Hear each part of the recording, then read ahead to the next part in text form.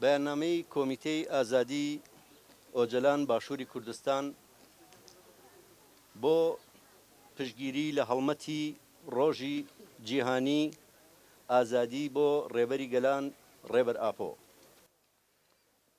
سیستەمی ئیمراڵی کە پشتبەستووە بە ستەمکاری و تەڵەکەبازی مسۆگەر تێک دەشکێت. هاو نیشتمانیانی ئازیز، گەلی کوردی ئازادیخواز و بەرخودێر، بە درێژایی 23 ساڵە سیستەمی ئیمراڵی وەک دەستگایەکی قێزەونی فاشیزمی تورکیا و مۆدێرنیتەی سەرمایەداری بێشەرمانە و دوور لە هەموو بەهایەکی ئەخلاقی و ئینسانی لە کەسێتی ڕێبەر عەبدوڵڵا ئۆجەلاندا درێژە بە گۆشەگیری و ئەشکەنجەی گەلی کورد و مرۆڤایەتی ئازادیخواز دەدات. ئەم ئەشکەنجە و گۆشەگیریە قورسەی لەسەر ڕێبەر ئۆجەلان بەڕێوە دەچێت، پێمان دەڵێت کە هێشتا پیلانگێڕی شومی نێودەوڵەتی بەردەوامە و هێشتا فاشیزم و زلهێزەکانی جیهان ئامادە نین دان بە مافەڕەواکانی گەلی کووردا بنێن و هەمیشە گەلەکەمان لە ژێرباری سەختی داگیرکاری و کۆمەڵکوژی و سیاسەتی نکولی و قڕکردندا دەهێڵنەوە.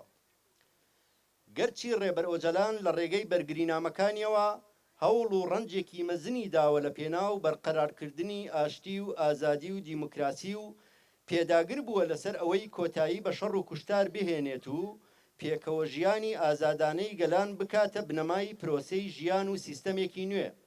بەڵام هەمیشە دەوڵەتی داگیرکەری تورکیا و هێزە پیلانگێڕەکان ئەم هەوڵانەیان بە ئەشکەنجە و گۆشەگیری سەختی سەر بە ڕێز ئۆجەلان و هێرش و پەلاماری سەرگەلی کورد وەڵام داوەتەوە.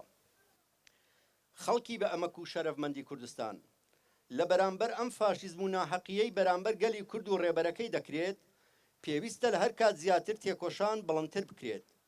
پێویستە هەمووان فشار بخەینە سەر دەوڵەتی داگیرکەری تورکیا و زلهێزە بڕیار بەدەستەکان تاوەکو کۆتایی بەم ناحەقی و دۆخەنا ئینسانی و بەدئەخلاقیە بهێنن.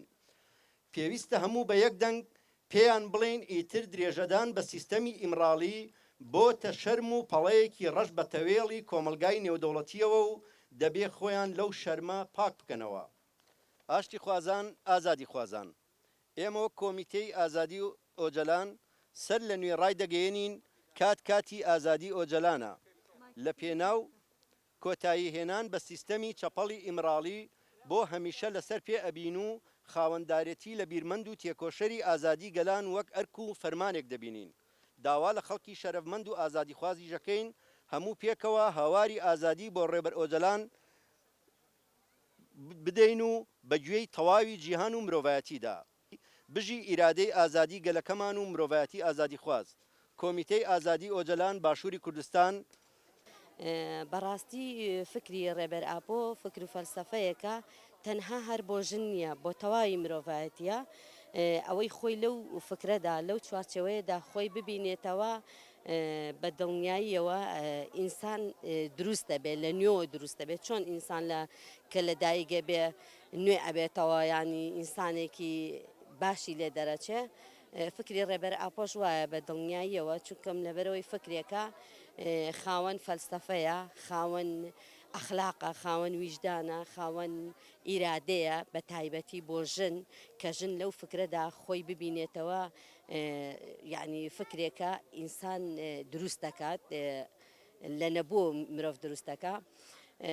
وەکو ڕێبەر ئاپۆ تەنها هەر خۆی نییە، یعنی کە لە زیندانێکی تاکە کەسایە تەواوی گەلی ئازادی خواست، ئەو کەسانی کە بڕویان باوەڕیان بە ئازادی هەیە، باوەڕیان بە فکر و فەلسەفە هەیە، هەمووی بەداخەوە پێی ناخۆشە کە لە سجنێکە لە گۆشەگیریەکی ئەوایە ڕەوشی ڕێبەر ئاپۆک و لە پارێزنامەکانی لەوەکو لە ڕێگای محامیەکانی شەوە هاتووە ڕەوشی ئەو باش نییە.